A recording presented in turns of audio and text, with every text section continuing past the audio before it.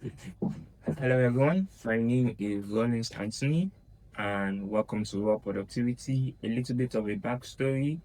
I'm a recent graduate from the Faculty of Law of Benson Idahosa University. I graduated with a perfect CGPA of 5.0. Yes, that is all A spanning from my 100 level. And I also emerged as the best graduating in law and the valedictorian of the set of 2025.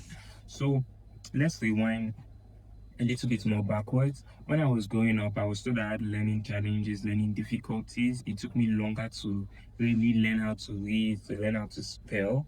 It was around my JSS2 ending, JSS3 beginning that I really learned how to read, learn how to spell. And then I took my academics more seriously in my SS1.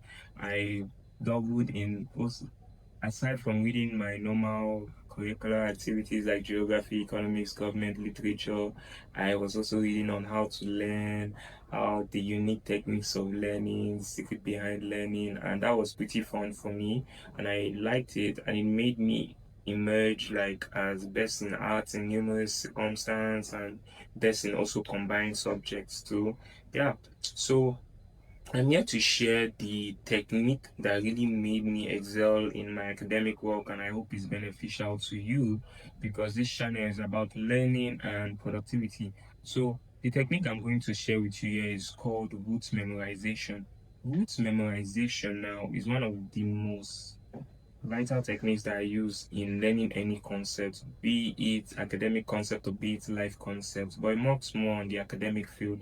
So now to understand root memorization, we need to understand what is understanding. So now a student's ability to recall an information is actually linked to their understanding of that information.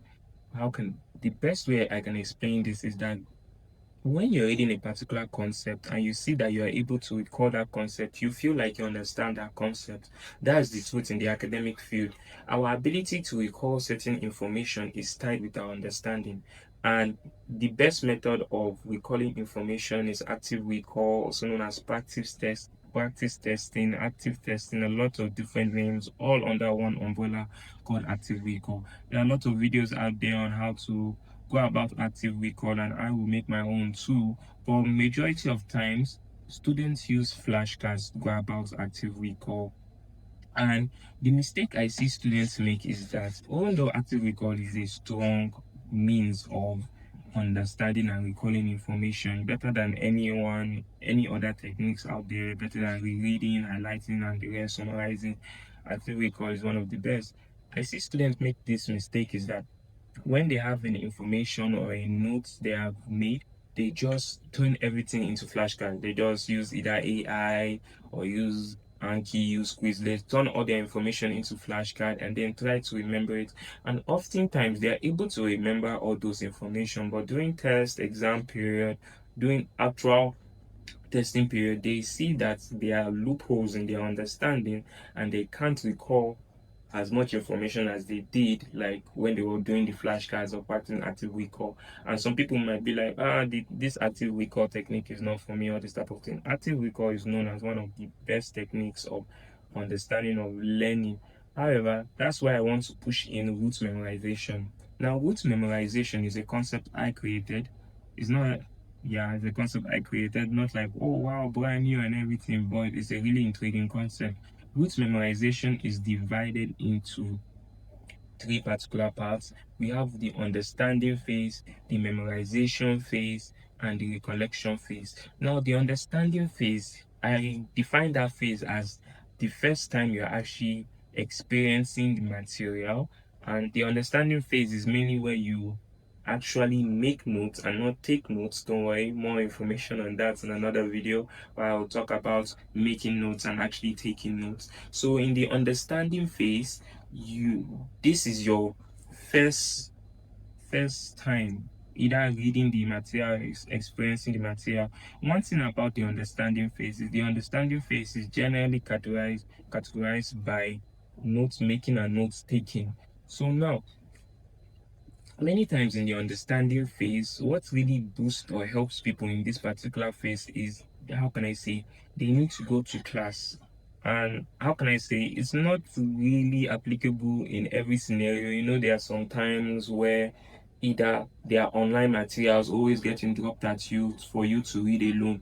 But if there's a class, there's a lecture ongoing on a particular concept on that particular subject, you should attend, because attending that lecture now, meaning that when you're actually going back to start this first phase of learning, which is the understanding phase, is like you are repeating, or you are seeing the material not for the first time but for the second time. So it will make note taking and note making very easy for you. Now, after the understanding phase, which is categorized by note making, there's now the memorization phase. Now, often many students will skip this memorization phase and go to the recollection phase. That's where they use flashcards, active recall. They just take all their notes and put it into a flashcard and try to recall all those information. But now, the unique thing about rote memorization is now the memorization phase. The memorization phase is now, how are you going to categorize? How are you going to learn? What techniques are you going to use to enable you to really record that information to the best of your ability? And one key technique, I have a lot of techniques for the memorization phase, but one key technique I like to use for the memorization phase is imagery. Like the famous saying, an image speaks 1,000 words. You understand? You can look at an image and you can clearly see like all the information that is being tried to pass out by that image. You understand? Give daily life application to this, just daily life application to the whole concept. A try, you'll see that when you are giving directions to a certain place, they use landmarks, images in that landmark, hotel, church, bus, train stations. They use all those landmarks to try to convey that information to you. So images have a powerful information towards our retention and our recollection, and that is one of the techniques I use in my memorization phase. I use other techniques too, but imagery is one of the best techniques I use in the memorization phase.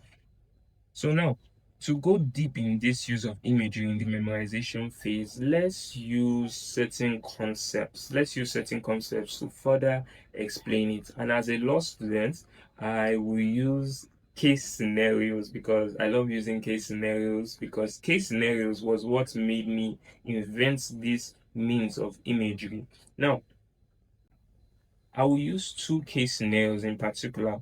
The first case scenario is one of Burton versus Davis. Burton versus David. Now, this is a case on false imprisonment. Now, let me read out the facts of the case for you. The plaintiff was riding in a motor vehicle driven by the defendant. He prevented the defendant from getting out of his vehicle at a certain place by driving past the defendant with excessive speed, and the court held that that momentary action of preventing the defendant from actually getting out of the car due to that excess speed was known as false imprisonment. And now that is the case of Benson versus David. Now, to really understand that case and to really recall that case using the technique of imagery, I actually, how can I say, draw. I draw particular circumstances that will make me understand that information very well. So the best way to implement this, sometimes I use either the name of the case or the facts of the case to draw the image. And now for this example, I'm going to use the facts of the case to draw the image. Now, just a simple drawing, nothing complex. You can just draw two cars, and then one speeding by the side of the other car while another person is trying to get out. And let's just name the street Bunton Street. I hope I pronounced that right, Bunton Street. And now, with that image alone that we have created, you'll be able to recall that particular facts of the case and also the name of the case just by looking at that image and using that image in your flashcards with some few writes up if you want. So that's the use of imagery.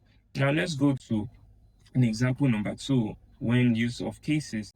Now this case name is Black versus Fifi Coal Limited. I hope I pronounced that right. Now in this particular case, the husband of the widow was killed by an outbreak of poisonous gas in the coal mines of the defendant's company, who was an employee. In an action for damages, the court held that the defendant company is liable for the act of negligence and against the prescribed rules of the English Mine Act. So now this is a supporting authority for negligence. Now to just remember this case, I would just like this case in particular now, to just remember this particular case, I will actually use calls. I'll use the name of the case to remember this particular case, and I'm going to use calls, black hole, because the name of the case is Black versus FIFA Calls Limited. So I'm just going to draw a bunch of black holes, kits, and everything, and I'm going to implement that drawing into my flashcard.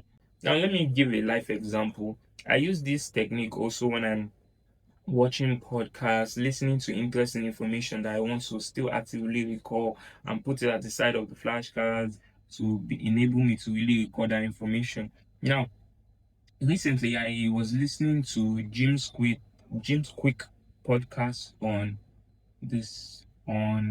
the negative habits that affect your brain, and he brought about, is it 9 or 10 negative habits, but for the process of explaining the whole concept and the quickness of it, I'm just going to limit it to 5.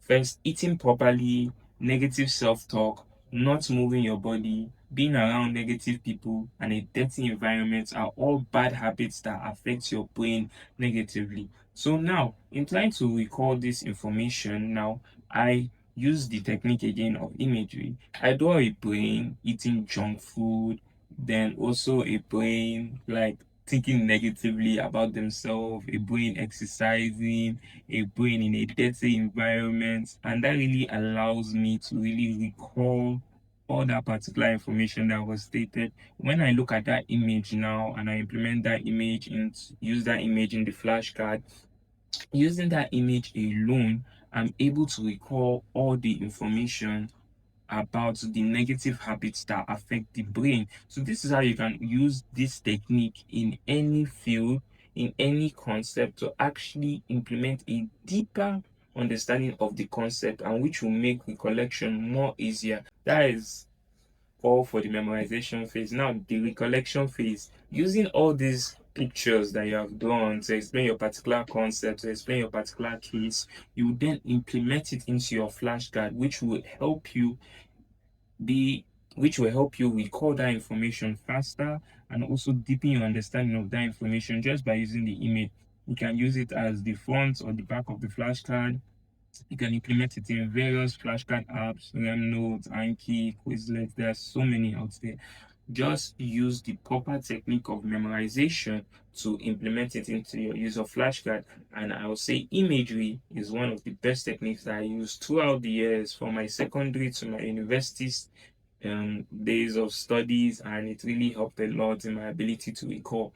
One thing that people might see like, oh, is this going to take time in like drawing a particular image for a concept and the rest? No, it's not going to take time at all. Your drawing doesn't have to be perfect, but it just has to convey the meaning behind that particular information that you are trying to pass. Do you get? So one thing, how I was able to come about this technique is that when I was looking at science students in our class at that time, science students had deeper recollection of their particular field of information because their course is always practical and it deals a lot of visual concepts. Their course, science students course, be it medicine, be it engineering, architecture, their informations are always visual, and that visual information, that images deepen their understanding and their recollection about that information. And that's what made me implement imagery in every process of my learning and my understanding. Yes, so yeah, that's the 3 phases of learning: the understanding phase, the memorization phase, and the recollection phase. And you need to implement all of these 3 phases to actually have a deeper understanding and recollection of that particular concept. So until next time, remember to be productive. Bye, guys.